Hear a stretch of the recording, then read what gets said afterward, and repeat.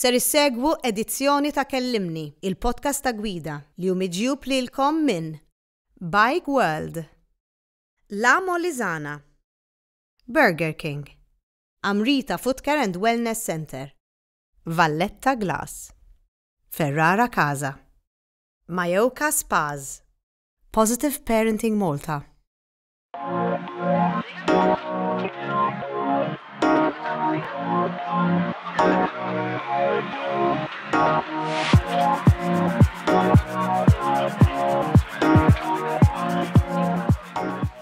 Whether for a moment of disconnection, a complete body-mind reset, or a bonding time together, book online stress-free at Mayoka.com. Complimentary spa facilities on every visit.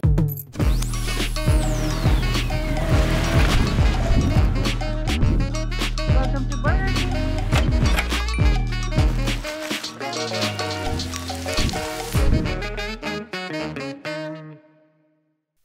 Manuel Balzan, nafuk ukoll ħafna nisjafuk pala Tristan. L-ewwel net grazzi lilek, ħafna tal-li ġejta x'naf li palissa għandek ħafna ġen, ħajtek u ħafna. Grazzi lilek ukoll. ħafna enerġija. Aħna ltqajna u jiena għatlek nixtieq li n-nies li qegħdin jismawna iduqu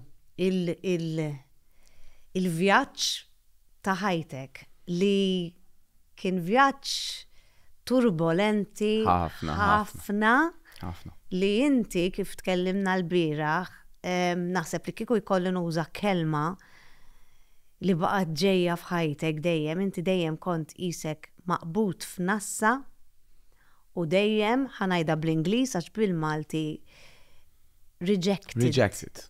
Inti kellek ħafna rejection f'ħajtek. U jkollu kulħadd, però ovvjament tkellem fuqi. Iva. Hija kiċi. Ma jkollux kulħadd, Manuel, għax jiena definitivament ma għaddejtx mir-rejection li għaddejt minna inti. Iġifieri għax kultant ngħidu iva mhux kulħadd u dak tagħna ninsewh. Ħanibdew jiena l-ewwel ħaġa li saqsejtek meta ltqajt miegħek għatlek dik il-vuċi. Għatlek kif skoprejta, kemm kellek żmien, x'għamilt? Kont żgħir ħafna, kelli 6 years, dik l-età, u kont nitla nagħmel qudiesa fil-Knisja ta' Siġġiewi ta' tfal. U hemmhekk kien hemm dak iż-żmien l-Arċipriet l-Umejjed Lawrence Mifsud li huwa mużiċist, kien mużiċist, kompożitur, bravo ħafna. U hemmhekk fejn u bat introduċini għax kemm il-kor u li tafani mal-kor u għamilt snin f'dan il-kor mas-soprani. Mas-soprani. Man-nisa soprani, mal-first, għax ikun kienu jgħidulhom il-first. U int kemm kellek żmien? Jiena dak iż-żmien kelli 6, mal-kor kelli 8. Mal-kor kelli 8. Ma mbagħad bqajt sajta kbir, fis-sens kelli 12 għandi kun jekk 13, xi ħaġa. Għatli mbagħad 10 snin bdejt ma' Felicien Brinkat, u ġvera. At the age of 10, bdejt ma' Felicien, niftakar namru ħattart, dak iż-żmien, u Tony Scott. Kien hemm Angie miegħek. Angelaus. Olivia Fabri, dak iż-żmien konna fil-bidu kollha qed nibdew nitrenjaw il-vuċi. U baqgħet isegwini ħafna Felicien, għal ħafna, però mbagħad dak iż-żmien għal ħafna ġenituri dak kien waste of time. U allura kelli nażel. Aħna kien fin-negozju dak iż-żmien u bejn l-iskola, bejn l-istudju, u allura dak kien żejjed jissu. Qed tifhem? Dik hija l-mentalità li konna ngħixu biha dak iż-żmien. Ix-xogħol u l-istudju għal iktar ħaġa importanti. U l-kant huwa hobby. Hobby. Ġifieri, kienu jgħidu li ma ħatasal imkien biħda, ġifieri allura m'għandekx tambieħ fil-ħajja tiegħek. U kelli nħallih warajja. Waqaft. Ejwa, waqaft tal-kollox. Waqaft, però waqt li waqaft tal-età ta' 12 sena, inti irrealizzajt li mhux in-nisa jogħġbuk. Iva, Ara, sal-età ta' 12 sena kelli challenge f'ħajti. Ila xina kon dejjem insaqsi l-nifsi ma kif minix normali. Ma nħares kif ħarsu sħabi lejn nisa. Jew ma nħoss dik il-ġibda li jħossu sħabi lejn in-nisa. U hemmhekk kien fejn bdejt ninduna li jiena persuna gay. Però ovvjament għaliex dak iż-żmien iktar kienet diffiċli u l-mentalità illi kont nitrabba fiha ġew l-familja tiegħi qatt ma kienet tiġi aċċettata, allura provajt nifoka illi jiena se nkun bħal sħabi. Qegħdin nitkellmu 35 years ago.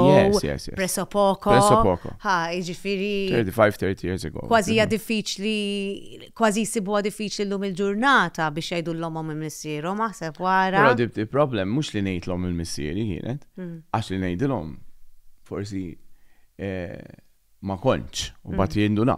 Imma kieku biss tħarrikt illi jiena nibda ngħix il-ħajja kif kont inħoss illi jiena magħmul u twilidt, żgur ma kontx ħajħalluni. Ma kontx tiġi aċċettat. Il-papa żgur li le ma kienx ħalli. Il-papa żgur li le. Ġifieri dik hija xi ħaġa illi dak iż-żmien għadu sal-lum jiddubita minnha, aħseb u wara, ġifieri qed tifhem, din hija xi ħaġa illi inti għad xi ħaġa fil-bidu. Rejections. Jiena l-ikbar, waħda mill-ewwel rejections li kelli kien l-ewwel rejection li l-nifsi jien stess li naċċetta jien min jien. Plus, li mbagħad konċert, anzi, li jekk ħanimħu dak il-pass, jiena niġi rejected mill-familja tiegħi. U kont nibża illi ħanispiċċa waħdi, ma nafx, ġifieri kelli ħafna biżgħat. U dik kienet l-ewwel rejection naħseb. U inti allura x'għamilt? In the meantime, il-kontra mbagħad. Provajt nifoka l-moħħi, il-verità hija din, provajt nifoka l-moħħi li jiena straight. Allura bdejt ngħix ta' straight. U noħroġ ma' tfajliet u kien żmien ma' tajlina nistħin nitla pjazza għax l-lumma waħda għadha moħra, jew il-lejla moħra. Fisen, ma' għalfejn, il-verità hija din. Il-lumma għadha moħra għalfejn għaliex this is just to cover up. Mhux hekk. Imma jien ma stajx ngħid li huwa cover up. U naħseb don't ma realizzajtu ħafna snin li kien cover up. Inti probabbli dak iż-żmien laqqas biss irrealizzajt inti. Dejt nemmen li qed ngħix. Ġifieri l-moħħu tajtu li hekk qed tgħix, mela hekk trid tgħix u hekk issewwa li tgħix għax kienu jgħidu li l-hekk u ħażin. Ġifieri bni immaġina x-rejection ħażin kbira kelli li jien twilit ħażin. U l-ħsibijiet tiegħek huma żiena, il-ġibtiet tiegħek huma żiena, il-hormones tiegħi ma jaħdmux tajjeb. Ġifieri iva kienet l-ewwel rejection kbira illi ħalqit li ħafna trawmiet. Ovvjament anka mien nifsi. Koħa ngħidlek min jafx konfużjoni. Tremenda. Ġo fik, Tremenda. U tħossok waħdek. Tħossok, mhux għax kont waħdex kelli familja, trabbejt, eċċetera, ma jqosni xejn, bla bla. Imma inti ġewwa iżolat. Inti ġewwa waħdek. U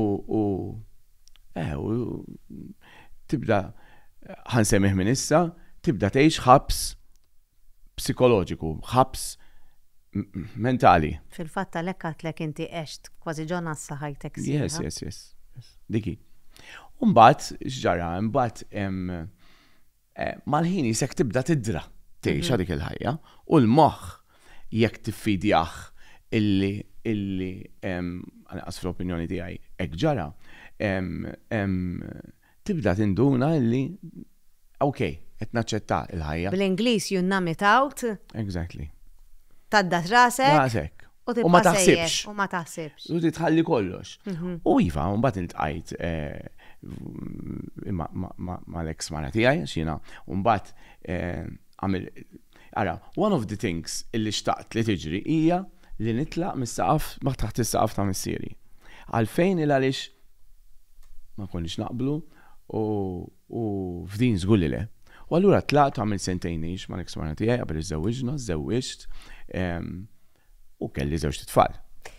Nsaqsik oħra x'inti għat li tlaqt minn 23 żgħir ħafna biex 23 żewwiġt.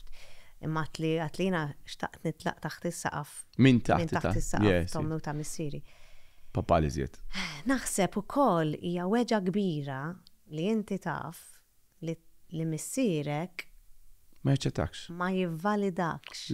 Ma tħossokx li missierek huwa proud. Ara waħda mill-kliem li għadha tweġġani li kien jgħid li inti minn tajjeb għal xejn. U di kienet rejection oħra. You know?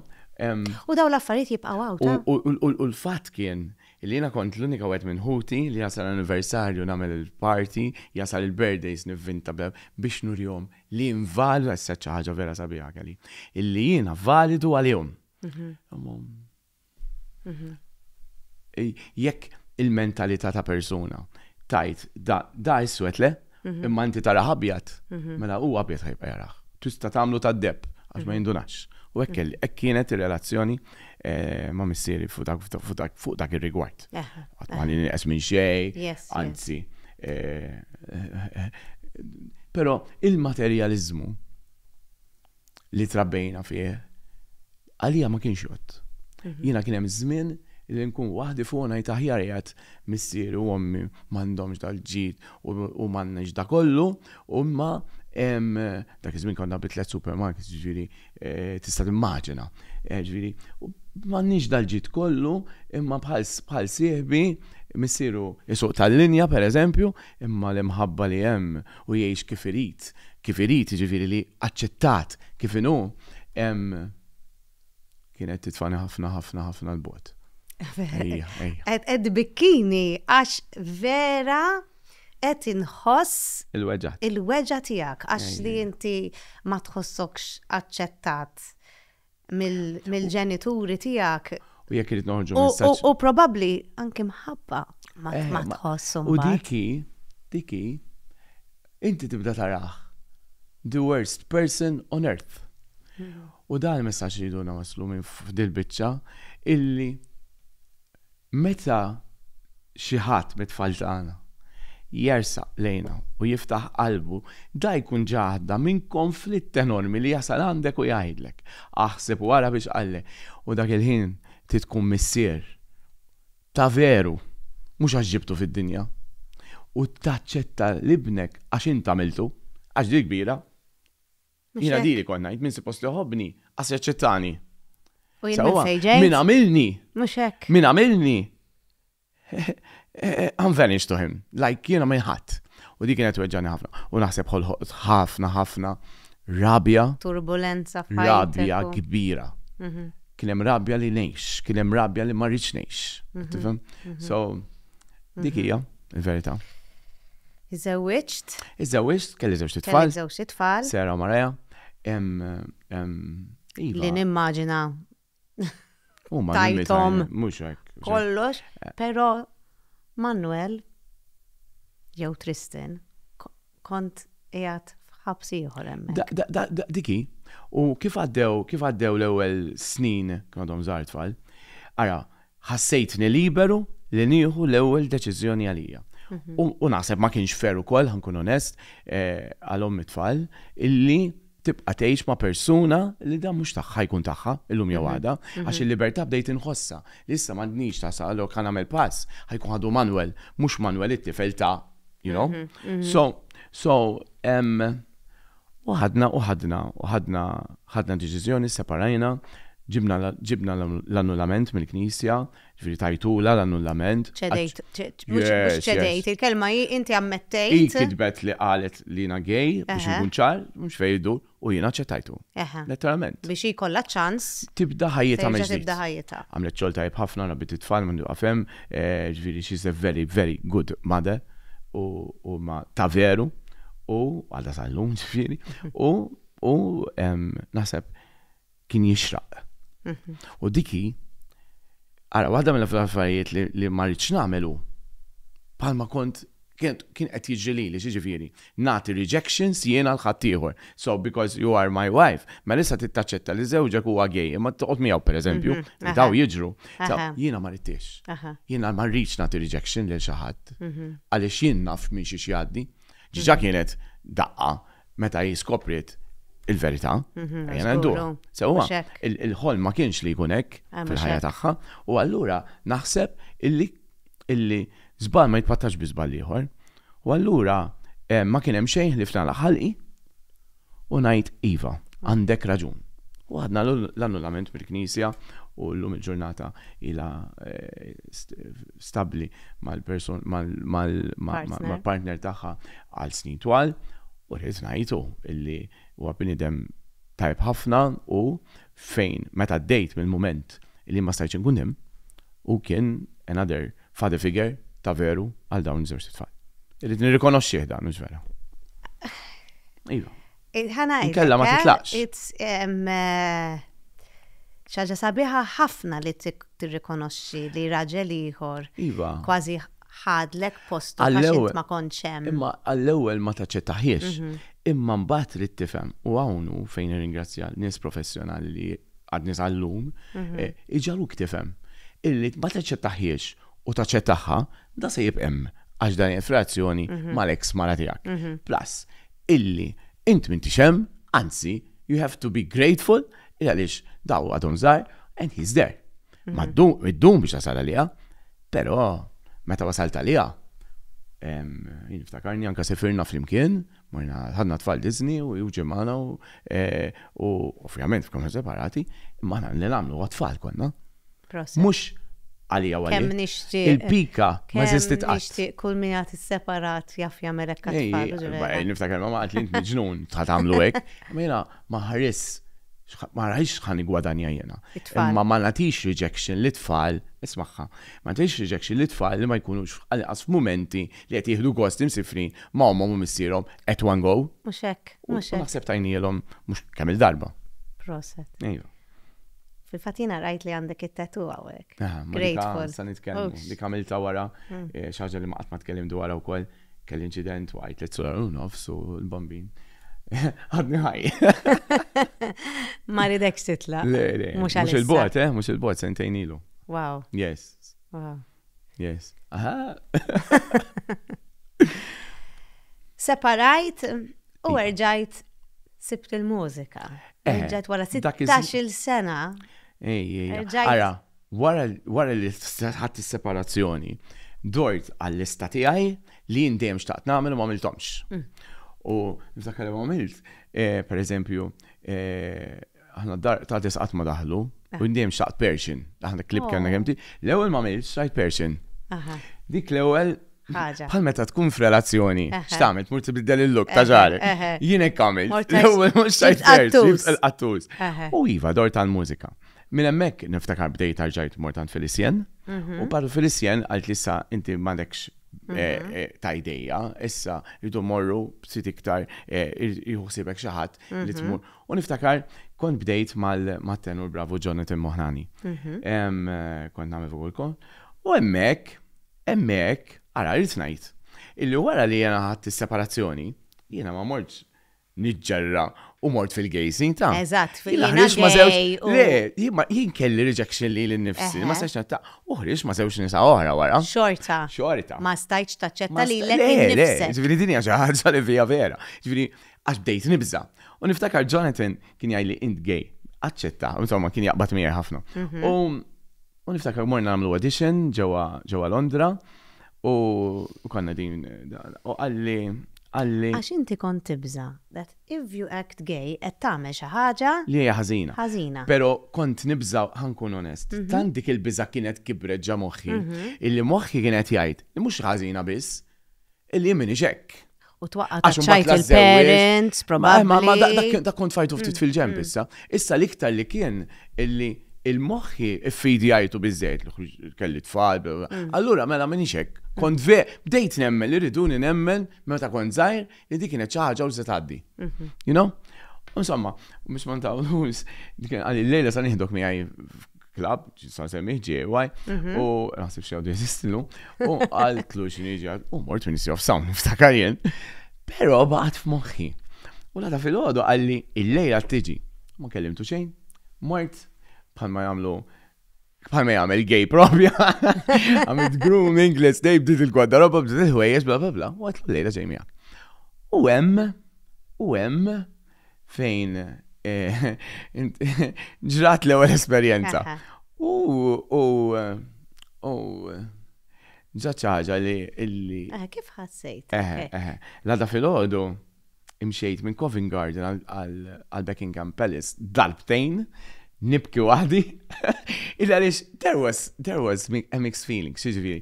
L-ewwel net ħassejtni intir u ħanejda kifini is-sodisfajt li l-personality tiegħi dak li dejjem kon noħlom li nixtieq fix-xewqat li jkollu kulħadd, kull minnu adult. Tajjeb, plus illi now I have to face the world. Irid niffaċċja d-dinja. U allura bdejt nara composition ġdida. Però għall-ewwel darba bdejt ngħix Manuel. U dak li jtik li strength, il-kuraġġ li tibda tgħid isma' hemm di ħajti. Però kont ma wasalx għal dak il-mument li din ħajti u kulħadd jgħid li jrid min jaċċettani u min ma jaċċettanix. Kont għadni l-bot minna di. Anzi, kont għadni vera naif. U hemmhekk tagħmel iżbali. Fil-fatt inti għat li mill-ewwel u mbagħad rid relazzjoni. Għax tant isma' irrid ngħid trabbejt familja ta' valuri. Jien l-mamma u l-papa tiegħi għadhom kif għalqu 50 sena miż-żewġin. Allura l-valur tal-relazzjoni, il-valur ta' li tgħix ma' xi ħadd u tikber ma' xi ħadd, trabbejna fih. Plus li ħuti tnejn li huma kienu, ara waħda mill-ġiet li kellem għall-papa kienet u lajt ħafna swat fuq għadi. Tajjeb. Il-ħuti kien joħorġu dak iż-żmien f'xi 8 u fil-10 jidħlu. Għax jwaslu tfajl għall-girlfriend id-dar. U jiflaxxa qed illesti biex noħroġ. U bil-ħin, allura kma tasal, norqod barra, ma jiftu jalaq żgur. So, dawn huma, so immaġina issa kif semmur lura Malta u x'ħat tagħmel. Però ġejt Malta u niftakar bdejt nidħol ftit fil-gay scene u nattendi xi gay party, bla bla, u mur gay club, ftit, u nitlaq liġi kif nara nixtrafu. Imma bil-mod tibda tgħix il-ħajja tiegħek. U tibda tassoċja ruħek ma' nies li huma gay ukoll, u allura tibda tieħu l-esperjenzi tagħhom dik xi ħaġa li għenitni ħafna u għenuni ħafna nies, sewwa ħafna nies. U insomma, u bdejt ngħid il-ħajja għalissa moħbija imma bħala gay. U ltqajt.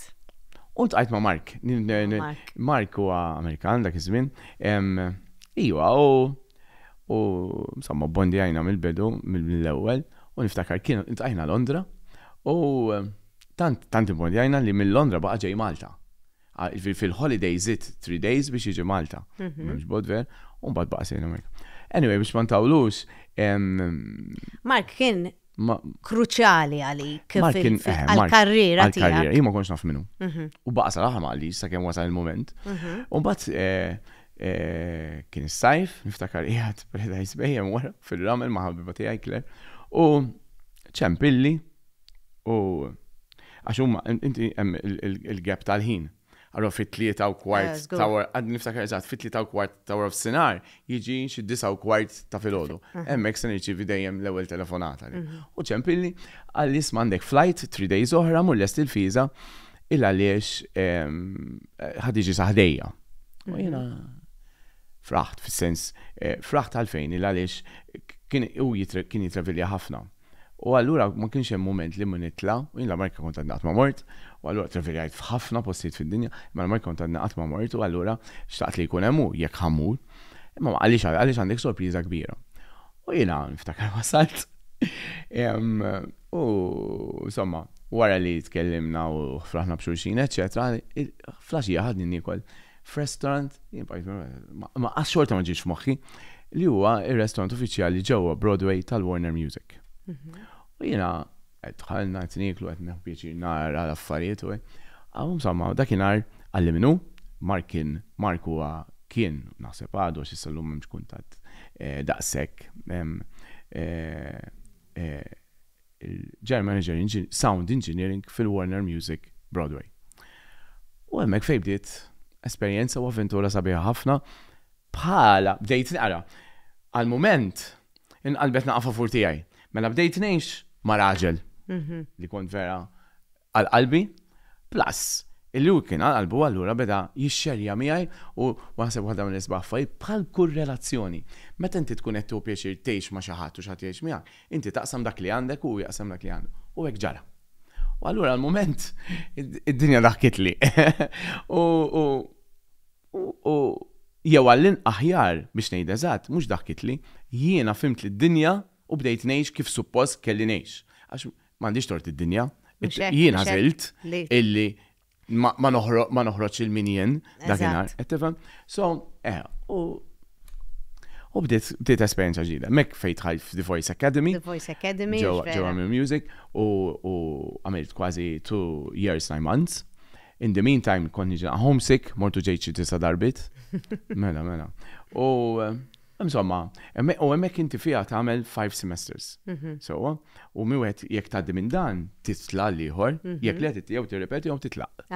U għamilthom kollha, x'kien hemm mark, għamilt għaddejt, I placed 14th, u minn hemmhekk, però mbagħad għamil żbalji. Mek fejn, in the meantime, xi konna lej il-finals, Mark kien jisifer ħafna ħabba xi kienu bdew xi ħaġa tal-millennium. Kont mortu kol isser por. Ġejja. U minn hemmhekk mbagħad għamilt żball u insomma weġġajt il-Mark bih b'dan l-iżball. Illa li xkont għadni zaħir, ma kellix esperjenzi. 24, kelli 28. U, jew 20, mela le, iktar, għandek raġun, ma Mark, kelli 24. Sewa, 28, il-axħar. Kamilta. Sewa, għandek raġun, kelli 24. U emmek fejn, insomma, palma jgħidu bil-Malti, Għaxxaqta, ma ħabib tiegħu jħassra. U ma kellix esperjenza u kultant jiddispeċini, għad ninsemmija sal-lum għax jiddispeċini li għamilta. Ara, jien tista' tgħidli ħafna titli għax m'iniex perfett f'xejn, fis-sens jiena però l-lealtà għalija hija xi ħaġa assoluta. U ma nagħmiliex jien ħalli ma tiġix lili, illum żgur li le, ġifieri. Però dakinhar għamilta. U niftakar kien ġie wasal u mduna mill-ewwel. U insomma, jiena għammettejt u insomma, u ma stajna qatt insibu xulxin nerġgħu, provajna. Però allura mbagħad qatlu jiena nxtiequ l-Ewropa nerġgħu, għax ma nixtieq l-Amerika. Għax kont wasal għall-finali, għall-finals tas-semester 5 u hemmhekk tigradwa mbagħad jew tkompli u kont naf li mhux se nsibu. Konna meta inti kontu tajtu mbagħad. Tajna mhux fix-xogħol fil-għax kun baqa' jgħin sal-aħħar.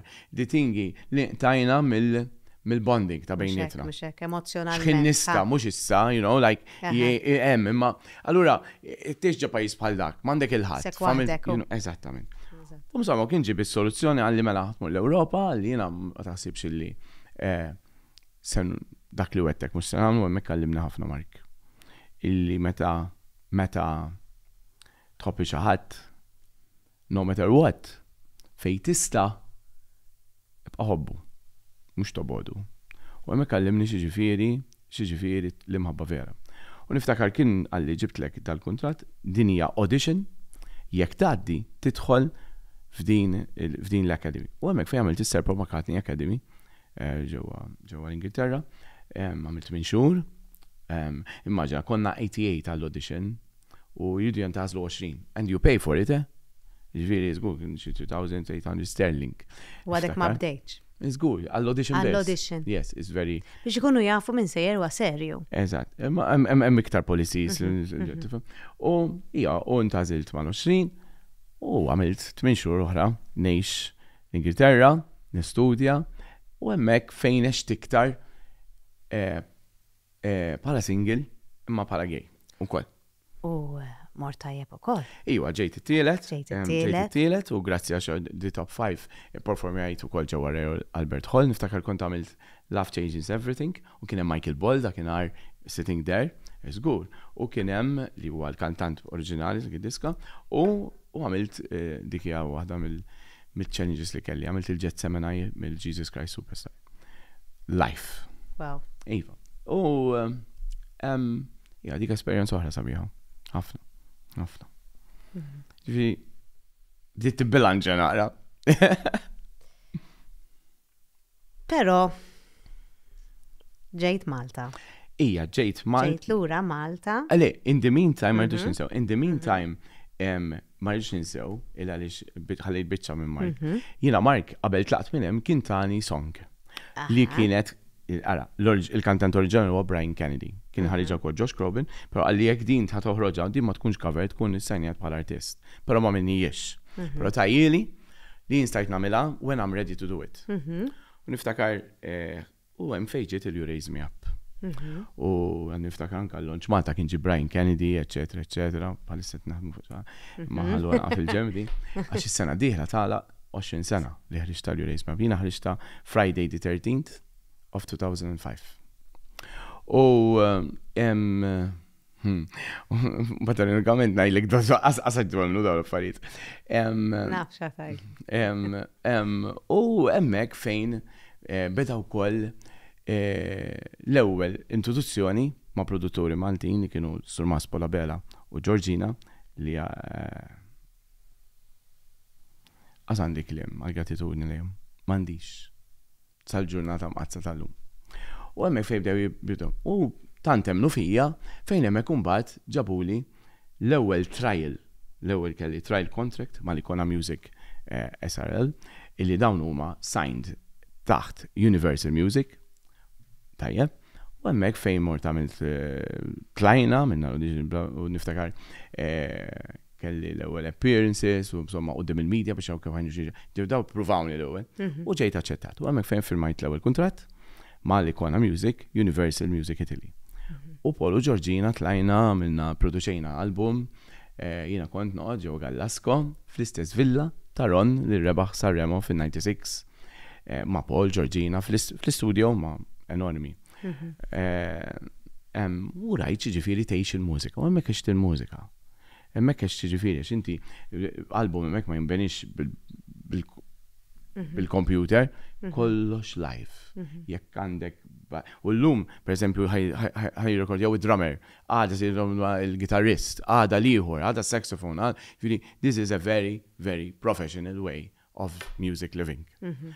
U tallimt ħafna bil-vocal coaching, meta tiħdok taħt, meta tiħdok major label bħal dik, int ħataħdem fik, u bħal footballer kollu l-coach, ikollok il-coach hemmhekk imma to the detail. U għamilna xhur hemmhekk u hemmhekk fejn produċejna l-album Fallen Angel. Però waħda mill-affarijiet li jiena naħseb gburi biha, ma tantx niftaħar imma gburi biha, hemmhekk Ron dejjem xtaq li nagħmlu l-kanzunetta, You Raise Me Up flimkien. Però dejjem xtaqt li ikollna miegħi vuċi femminili. U hemmhekk fejn għamlu li l-kumpanija tatni wara li bdejna trials, żewġ ismiet li kienu jew Georgia jew Ivana Spanja. U jiena dejjem kont fan kbir tal-brava Ivana Spanja.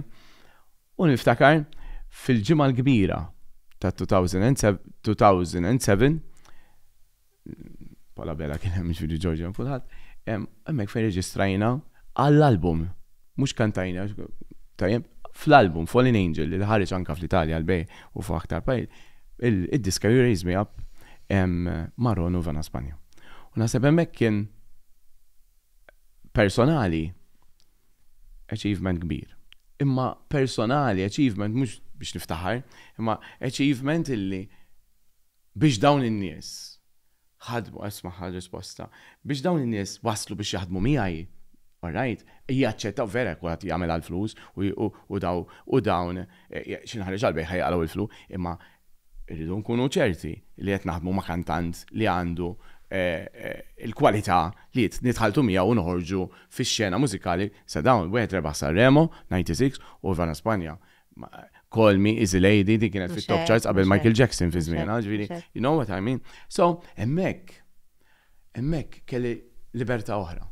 Illi meta kienu jgħidu li minn tajb bħal xejn u li l-mużika hija mixejn u inti ma tagħmel xejn u ma tażalx, hemmhekk achievement ieħor illi il-kwalitajiet li dejjem b'sart f'moħħi li għandi fil-qasam tal-mużika fil-vuċi u dak li ħdimt għalih wasal għaliex dawn iż-żewġ kantanti kbar aċċettaw li jiena nirrekordja fl-album tiegħi u tagħhom din id-diska u ħarġet kif ħarġet.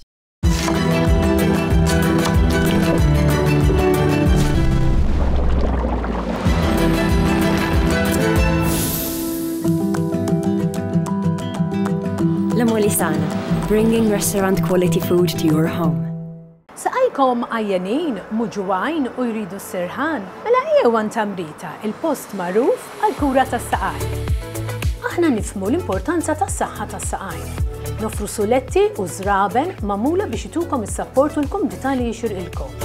Is-suletti tagħna huma magħmula b'esperjenza, professjonalità u teknoloġija biex takkomoda s-sieq propju tiegħek u tindirizza l-problema speċifika tiegħek. Mela ejja ħantejbu l-kwalità tal-ħajja tagħna. Amrita għal saqajn b'saħħithom. U inti ovvjament il-validazzjoni li tant kienet xi ħaġa li kienet nieqsa għal daw is-snin kollha bdejt tara forsi mhux minnaħa. Però xorta ma kienx biżżejjed. Ta' min xtaqt. Imma irrid ngħid, pereżempju, il-papà meta kien jgħid li m'iniex tajjeb, b'xin ġejna għal mastering li ħaxar, il-papà tala xar ħdejja ġal-istudio. Għax nridux ngħidu, il-papà jiena huwa gitarrist bravo ħafna u fi żmienu kellu l-grupp u fit-tiġijiet, ġifieri dak li kien jgħid li il-mużika mixejn ħadd tajli hu. Imma u kif kienet ir-relazzjoni dak iż-żmien? Hemmhekk kont f'relazzjoni u hemmhekk kien naħseb il-papà konna noqogħdu fl-istess ġifieri kien jafu. Ġifieri naħseb hemmhekk. Asnaf kif naqbad ngħidha inkun qed nikdeb li nnifsi. Issa jew aċċettaħħa għaliex ma kien hemm xwej oħra għax fil-mużika u dik kienet esperjenza sabiħa. Let's be honest. Jew inkella aċċettani. Forsi għal dak iż-żmien. Għax imbagħad the big is yet to come. U inti forsi ħassejt ukoll li kont qed tagħmel kollox inti bir-risorsi tiegħek li ma ġejtx bżonn Lilu. Ngħiduha, il-ħadd ma lilu iżjed. Mhux hekk. Għaliex mhux qed ngħidha bi krudeltà, qed ngħidha ma rid qatt li he will be so iħossu powerful illi jiena il-mela qed nagħmilek hekk, issa tittejxek. Diki. Imma le. Qas nipprova ma rid. Naqblu? So, le. Iva, dik kienet xi ħaġa oħra illi waħda mill-kliem kien għajlek kif ngħid jien. Mela allura kif tajt int sommu għalik. Imma ħajti. Ħajti li int imma ngħixha kif ġejt maħluq. Ġini ħsieb bħalissa, vera ta' inti l-album tiegħek x'ismu? Fallen Angel. Eżatt. Isma' mela la semmejta. Jiena inti Georgina. Meta ġejt lura Malta. Propja Fallen Angel. Georgina dak huwa l-istess klim kienet għalli fatti titu tal-album kienet ħarġet bih Georgina u l-istess klim li tajt inti ħarġet bih. Eżatt. Eżattament. Għajdinna ġara ta' ġejt Malta. U ġejt Malta u ġifieri in the meantime il-lonċajna l-album, morna f'nu pajjiżi kantajt. Konti għat top fil-karriera tiegħek. Da ma jidux jiena naħseb il-history titkellem waħedha. Żgur. U biss Fallen Angel, il-diska Fallen Angel telat fit-charts Radio Panama, meta tgħid Radio Panama fejn daqsma tildejha 4 darbiet. Tajjeb, jiġu wasal bqajta you know what I mean? So u gigs, etc. Tiltaqa u tkanta ma' kantanti li qas kont toħlom li tagħmilha. U fatti konna nidħlu jienu ġoġa ma nsolli xorsi ngħidu kieku jafu Malta ma' min kont qed inkanta li fejn kont li konna ngħiduha. U hija ġejt Malta u għamilt żball ieħor. X'kien? Ħabbejt persuna li kellix inħobb. U inti meta tħobb tama. U ħallejt il-karriera warajja, ġifieri dak it-tip. U hemmhekk ukoll fejn missejt għall-ewwel darba il-kok, id-droga. Għalfejn għax tant inqalgħu affarijiet ġo rasi f'daqqa waħda l-konfużjoni illi tirreferi għal u hemmhekk xiex bda jiġi, tibda tkun fil-parties, u mhux l-għada jittistennew insupostijiet mill-għan meta jien għadni diħel, jew għadni għaddej. Jista' jkun ukoll li kif jgħid il-Malti tela lek għar-rasek u jista' jkun ukoll xi ftit. Le tkabbart qatt. Però ma ara jiena ngħidha eżatt. Isma' affarijiet li jiġru Le ħa ngħidha eżatt. Ma kontx naf kif għandi nikħendilja s-sitwazzjoni li kont qed ngħix fiha. Għax ma kont magħlem qatt. U f'daqqa waħda minn hawn spiċċajtaw u naħseb jiena dakinhar tibda taħseb u iva la wasaltem nagħmel din, mela għamilha, tifhimni, u hemmhekk fejn żbaljajt. Hemmhekk fejn tlaqt. Ġifieri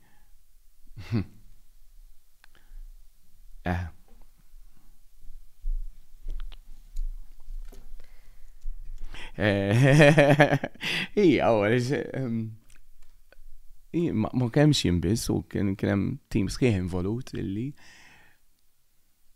ġejt hawn dik il-kelma. ġejdan u fem fej ħallejt il-dawk il-ftit li qatt maċċettawni li jiena wasalt sa fej wasalt. Inti jom jieklu dak li jridu jieklu bil-Malti. Rejection kbira oħra li jaħloq ta' jien stess.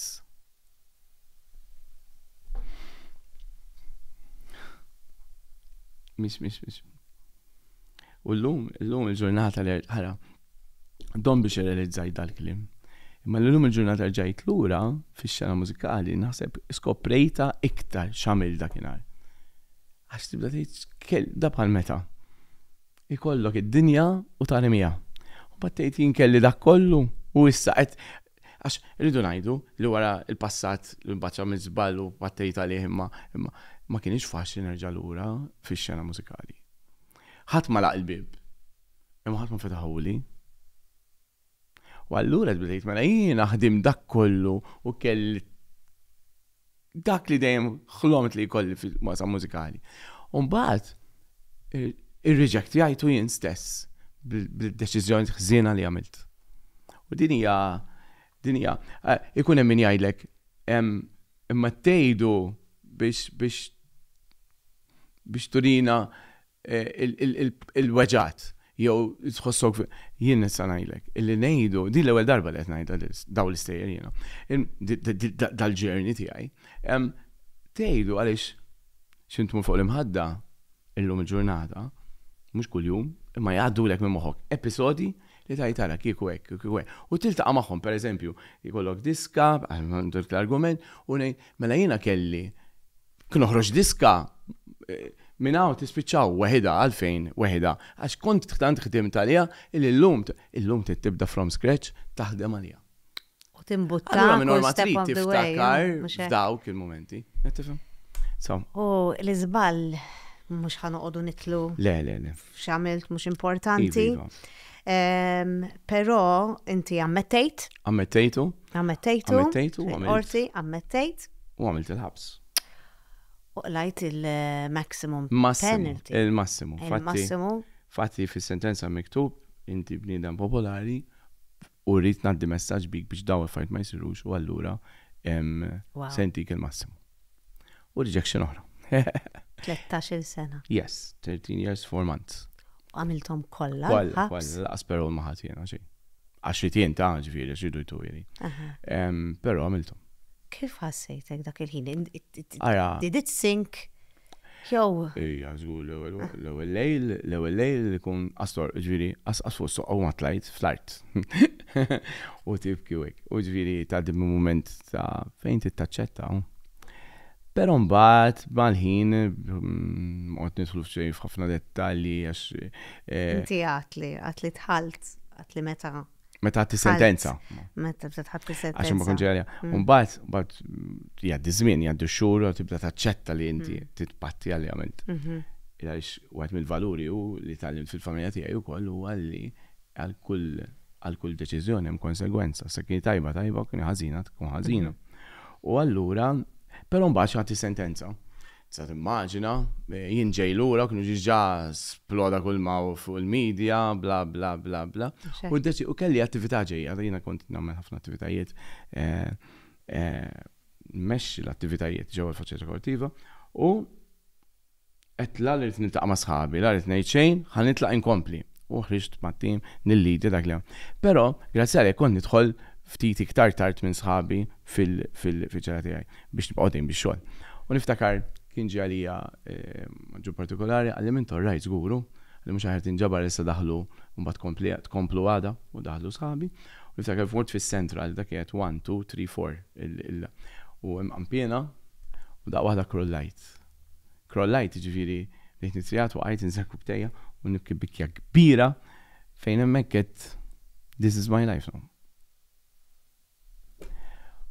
Però l-għada qomt u rrid ngħid ħadd l-għajnuna kollha, tawni l-għajnuna kollha professjonalment biex inti tibni lilek innifsek mill-ġdid. U ma kienx faċli hu. U però bl-għajnuna ta' Alla, bl-għajnuna ta' ħafna nies Għaddew. It-tfal kienu jġerawk? Qatt. Le? Ma ġibithom li taram. Le? Qas missieri qatt ma ġejra. Kif inta mill-13 sena? Qatt ma rajthom. Ma rajtx it-tfal? Qas għall-Griż ma l-proġett ma ħallhom. Yes, għaliex ovvjament it-tfal kienu għadu żgħar, ħankun qed ngħid kollox u billi kont polari u huma għawċin għodu għawdi ġifieri. Il-fatt li xatt ħajmur mill-ħabs fil-Griż ma fil-proġetti jew hekk, naħseb kienet se tkun iktar trauma lihom li jfaċċjaw isħabhom tal-iskola, eċetera. Kif affettwatek ma rajthom xejn? Jien għamil żmien norqod u noħlom illi qed narahom f'kaxxa bajda. Għalfejn? F'tebut. Għax ma ġed narahom, ġifieri tgħaddi minn depressjoni kbira. Għax jisommitu għalik. Mux probabbli sommitu. Dik li kien itini fil-subconscious tiegħi. Isom mitu għalik, għax ma tarom ħadd. Mux darba, ġifieri tkun repetuta. Yes. Illum all right, ma tfal? Ngħidu mhux ħażin. Waħda minnhom ma tkellimx, ma l-oħra mhux ħażin. Meta kont il-ħabs naf li inti wkoll għaddilek ħsieb Iva. Li darbtejn. Li twettaq suċidju. Darbtejn. U kienu momenti ara ġizmin li waqaftit grazzi għal Fader Franco li kien kappellana 11 sena mu minna ħafna ġol flimkien. Għalli Manuel, iqaf għal 6 xhur. Wafqu għom l-attivitajiet għal 6 xhur. Għax tajb li ngħidu li inti kont tagħmel ħafna attivitajiet u nitkellmu fuq ftit minnhom. Minna ħafna. Għalien nifqu għal daw x-xhur. Dak iż-żmien Fader Franco kien jitifer ħafna wkoll għax kien ġiġa bdiet l-idea ta' Rise u kienu qed imorru l-Olanda jieħdu l-esperjenzi u għatlu iva. U tajt ftit fejn mek bdejt naħdem l-ewwel darba illi bdejt naħdem ma' persuna professjonali psikologa illi niffaċċja l-weaknesses tiegħi u ġġalni nasal għalim. U l-ewwel 4 sessions kienu fejn dak li għedna kollu toħorġu kollu u li teħxu hemm ġew diffiċli. U kont l-idea li neħi ħajti hemmhekk ġid darbtejn f'dak il-perjodu. Però għaddejta wkoll.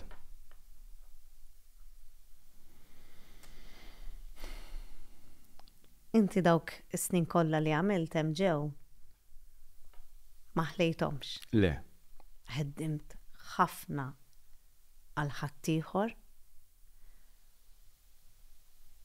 u bla ma taf meta kont qed taħdem għal ħaddieħor inti kont qed taħdem ħafna għalija wkoll. Iva. Għalik. Ara, mhux qed nidħlu fil-mertu ta' ma għamilna ħafna affarijiet, jiġifieri u m'għamilniex biss għal l-inmates hemm ġew in-house għamilna barra wkoll. Per eżempju, waħda li nsemmi konna nagħmlu fil-ġimgħa tal-ġimgħa l-kbira. Konna ħriġna bl-idea, ħriġ bl-idea kien xieħlomna li nagħmlu dram tal-passjoni qasir. Messaġġ. Skużani, kont nikdbu jiena, imma jiena mhux tara Ġesu jmut. Imma xi wassal it-trawmiet fatt kriminali li wassal fid-batija lej il-familja, lej l-om, kollu. U għamilna 5. U rrid ngħid illi ġifieri konna nagħmlu man tal-inqas ara żgur 14 performances live. Wow. U l-aħħar 3 kienu mużikali. Iva. U kollha live. U dejjem fully booked, ġifieri dawn jien kont nitbella, sattini ġurnata fully booked sal-ħadd. Wow. Sa-Sibt, sorry. U qed nitkellmu mhux jam sirruħ ta' ġifieri qed nitkellmu ammont kbir ta' nies. Dik waħda minnhom. U għamilna ħafna iktar, għamilna pereżempju kunċert għall-ALS. U rrid ngħid f'dawk id-drama ġieli ma x'tinsa, grazzi għal kuntatti li dejjem ħdiet magħhom hawnhekk, x'konna nagħmlu? Konna naraw min mill-inmates irid jieħu sem, għandu x-xewqa li jieħu sem. Però biex jieħdu esperjenza, jekk kien ikollna 8 karattri, u ma tkunu użaw ħafna l-extra, imma prinċipali, 4 minnhom kienu jiġu nġibu atturi professjonali. U nsemmi Dulli, Veronika, Jason, Martin Salħat, għax u dawn jiġu għal rehearsals, so x'inqed nipproduċu xi ħaġa hija b'mod professjonali ħafna. U li kienet xi ħaġa oħra li tajna Karlo, Martin semmi. Tagħti d-dinjetà vera. Iva. U diki, illa għaliex mhux morna naraw. Ara, waħda l-affarijiet li ddejjaqni, mort nara dram tal-ħabsin. Imma mort nara dram u taf min kien hemm magħhom u allura kienet huma tiskanta. Jiena rajt nies illi qatt kienu joħolmu jitilgħu fuq palk. Imma x'in rajthom wara ħadu l-esperjenzi ma' daw l-atturi. Ikun hemm tgħid dak kien aħjar minn dak. You know what I mean? So, ejja. U għamilna ħafna iktar. Fil-fatt inti meta l-tqajna bdejt kellimni fuq Rise ħarġet il-passjoni kollha tiegħek rajtek vera appassjonat. Għax inti għatli xi ħaġa li semmejtilek jiena u vera laqtitni għatli Mel għatli 98% tal-ħabsin daw kollha ħajerġgħu joħorġu lura fis-soċjetà. Ara, din hija l-verità. Vera. Qatt ma ħsibt fuqha hekk. Irridu ma rridux. U tiġru ma tiġix. 98% ta' residenti fil-faċilità kollettiva. Meta tagħlaq is-sentenza, ġejjin lura fis-soċjetà. U jiena dak li dejjem ngħid, milli nissuppervja u nagħlaq il-bieb u titregerjah għax dajrid jgħix biex jagħmel xi ħaġa vittma ġdida.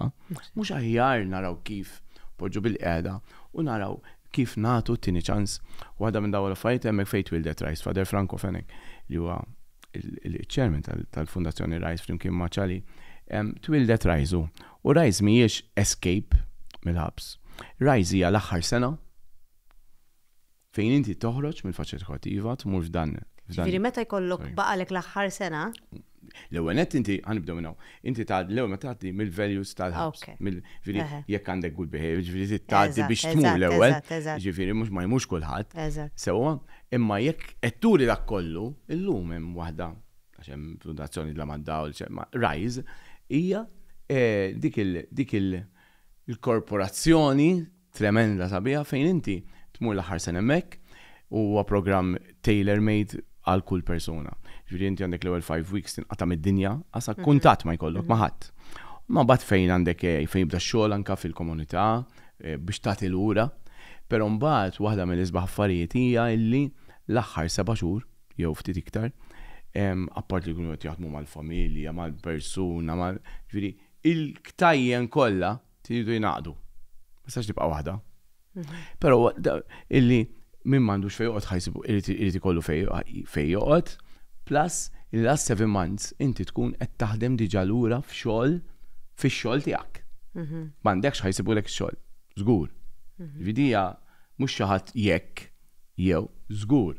U allura hemmhekk fejn jgħalmuhom kontroll tal-flus, ifadlu bla bla biex imbagħad min m'għandux fejn u hemmhekk fejn dik hija Rise. Imma ħafna iktar minn hekk hemm l-aftercare. Xi ħaġa sabiħa li għatli wkoll għatli li jekk ikun hemm xatt mill-ġenituri l-tfal meta jiġu jarawhom qegħdin tibnu dik xi ħaġa dik m'għandix x'naqsam, dik hija mal-Fundazzjoni La Maddaw, dik għamilniha u din nsellem minn hawn. Skużani ma ħnejda. Ħafna nies illi femuha. Jew għadha fajt kien tiddejjaq nilħas li nara tfal bejn babies sajta li qabel teenager jiġu jaraw il-missierhom il-ħabs. Illa għaliex ma jifhmuhiex li jiġu hemmhekk u jridu jħalluh warahom. B'dak il-mod. U bl-uniformi u eċċetera. U allura morna bi proġett, sellem minna u ksal il-George Busutili u ċermen tal-Fundazzjoni La Maddaw u l-Metju, eccetera. Morna b'dar proġett u l-lum ftaħna dar b'sewġ solari ġewwa l-Marsa, imma dinja attrazzata kif suppost, jiġifieri jekk inti. Ara, waħda mill-affarijiet li konna nitkellmu ma kif se jikkomunika mat-tifel jew it-tifla li għandha 3 snin, 4 snin. Allura ġitni din l-idea. Il-mejda tkun screen għalfejn. Illa għaliex jekk illum ħana it-tifel jew it-tifla qed jara episode mill-cartoons u jmissu jarah, mela llum ħana raħma missieri. So when you go back biex tkisser dak is-silġ tal-kelma kif ħad titkellem ma' missier, għadaw ġili jeħlu. Rajtu l-episode ġara, u allura qed toħloq. Wow, proset. Qed toħloq. Continuation. U konsistenza. U meta ħarisna biha, George għalli, vintom imma vera tajbin, George u għamilna, u l-lum tiġri, u l-lum minn għandu good behavior ma' tfal, wara mont ta' xhur, eccetera. Jista' l-inqas u jgawdi satejn, ġifieri, tkollhom. U din hija sabiħa ħafna, din hija sabiħa, xi ħaġa oħra sabiħa. U rnexxitilna wkoll, ġifieri. Kienet ħolma minn ġemmek li kif noħroġ nagħmilha. U vera sabiħa u vera proset. Ħafna nies jispiċċaw il-ħabs. Mhumiex għax huma nies ħżiena. Le, isma'. Imma għax sabu ruħom f'sitwazzjoni. Traumiet, jiena ngħidin b'għandek esperjenza. L-ewwel net fid-dinja ma ħadd li hu ħażin kollu. Ħadd. Ġifieri ineħħiha minn rasu li anke jekk jagħmel ħażin huwa ħażin. Għax kulħadd għandu l-ħażin u kulħadd għandu xi ħaġa tajba fih. Kulħadd. Anke jekk ma nafx. Issa, però hemmhekk għallimni ħafna. U hemmhekk ħassejtni ftit grat. Għalfejn. Ilex no matter what, jintrabbejt familja tajba ħafna u issa ħilhom l-episodji personali imma valuru qatt ma jinqosni xejn. Niftakar pereżempju esperjenza li hekk tibqa' markata kien hemmhekk hemm nies illi missierhom ma jafuhx. Jew inkella ommhom tant kienet f'sitwazzjoni ma tistax trabbihom li kellha tmur fil-prostituzzjoni. U jasal mill-iskola tajlu ibni ma stax tidħol qabel 8 tal-lejla x'inha baqa' li 5 klijenti. Biex il-lejla antik tiekol u għadha jagħmellek il-lanċ għall-iskola. Yes, dawn huma n-nies li ngħixu magħhom u sfortunatament ir-rabja l-anger management li jikber fihom jasal fit-trauma li hawn ta' reat kriminali. Ma din hija l-verità. Vera. Din hija l-verità. Kull trauma x'imkien jekk titfaħħat għat-tapit se terġa' toħroġ. Jekk ma taħdimx fuqha hawnhekk fejn verament għandek id-dur. Jiena kont nibża mort psikologa, jiena nisal ġimgħa qassa tal-lum immur. Sellem Nadja minn hawn għax Nadja hija persuna isa familja, mhux isa familja. Jiġifieri li tmur għand professjonali m'intix marid, li tmur għand professjonali qed itik dak il-fine tuning li għandek bżonn biex jekk hu ilma ħajibqa', imma titgħallem tixrob l-ilma kif suppost. U kemm? Għax imbagħad taġġel u tagħmel l-iżball u għal kull konsegwenza għal deċiżjoni hemm konsegwenza. U allura l-moħħ ma jibqax jaħseb. U allura jibda jaħseb li dak li qed tagħmel ħażin fajnejk sfortunatament jidher li hu tajjeb dak il-ħin. Jista' jdispjaċik kemm trid wara għax ħażin kont qed tagħmel. U ħażin ma jiġi qatt tajjeb. 13 sena wara rġajt ġejt. Iva. Lura. Tiftakarat lek xi ħaġa, jiena ma rrid nemmen qatt. Jiena ħriġt il-Raise Me Up Friday 13, 2005.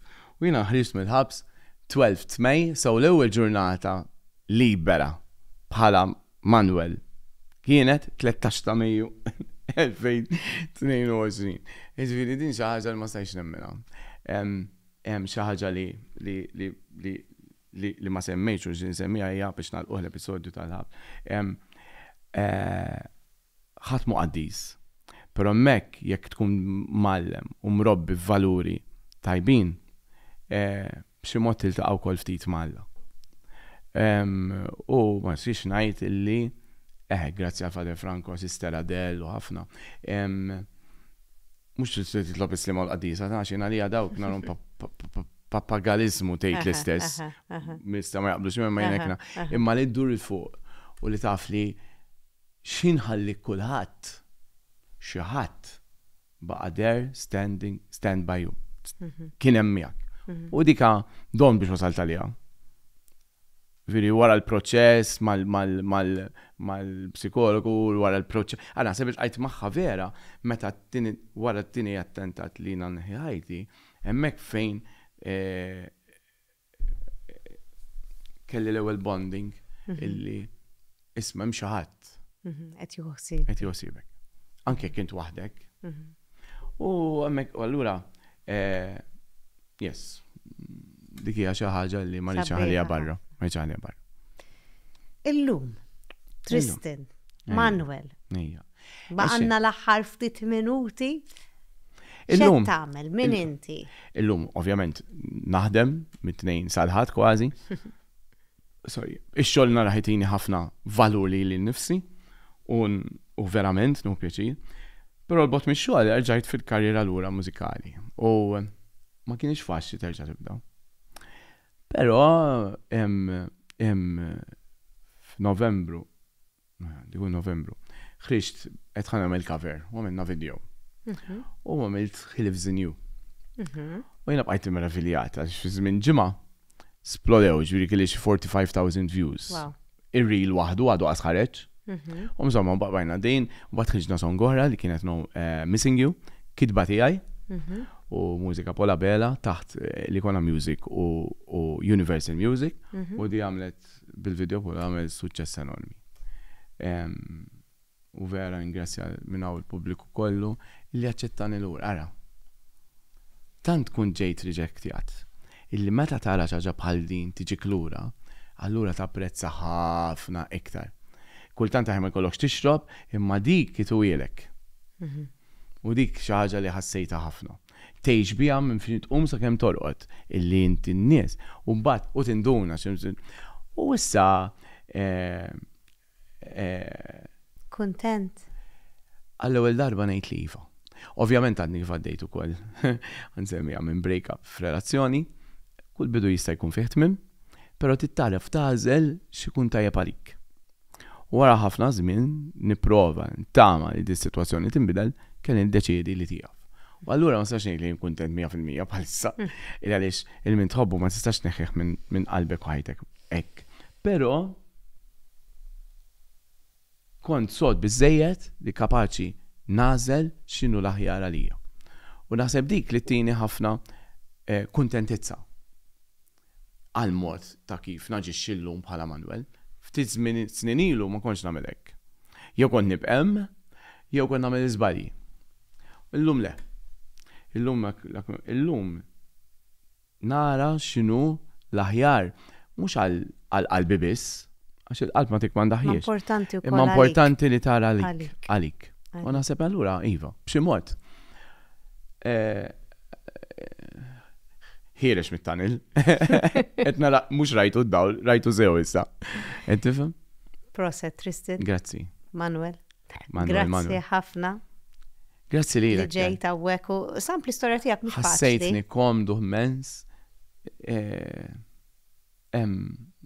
Nitkellem l-ewwel darba b'dal mod, għax qatt ma tkellimt hekk. Imma din ir-realtà. U r-realtà taħbija kemm taħbija aħjar tgħidha. Għaliex inkella ħaddieħor ikun jaf biċċa u jinterpreta ħażin. Allura mela qejda issa min jinterpreta ħażin jara hu. Imma għednija kollha. Għax inkella mhux ġust li tiġi riġektjat fuq xi ħaġa li ma tkunx kollha kif inhi. Tkun parti żgħira minnek. Eżatt. U allura ma kellix problema, ħasin verament komdu kell. Naqsam di l-esperienza miegħek u ma l-spettaturi kollha. Grazzi mens. Grazzi ħafna lilek jiena li għandi perfume, ismu di Icon, pal-Universal, huda. By Antonio Banderas, grazzi lil Touchbridge Perfumery. Grazzi mens. Għandi wkoll imbit Lejda, grazzi lil Attard & Co. Wines. Somtati sekond. Uwejja. U għandi wkoll rigal żgħir grazzi lil Valletta Glass. Kollox għalik. Ma kux tistenni għadi. Grazzi. Grazzi ħafna. Jiena vera nuhu pjaċir nagħmel dawn il-podcast għax l-ewwel qed insir naf lilkom iktar mill-qrib. Però isiru jafukom in-nies tad-dar iktar mill-qrib. U xi ħaġa tajba joħroġ żgur għaliex l-aħħar ħaġa li ngħidu minn dak li qed jekk tikkupjaw xi ħaġa kupjaw it-tajjeb li għamilt. Il-ħażin għedtu li għamilt jien biex jekk tiġik f'moħħok li tista' tkun tajba ma tiġik tajba qatt. ċa tagħmilix. Proxed, grazzi. Grazzi. Qabel ma nagħlaq nixtieq nirringrazzja lil Morgan għal ħwejjeġ, lil Herby Ellison, lil Gabby Vella għal make-up u Luxona Sasset.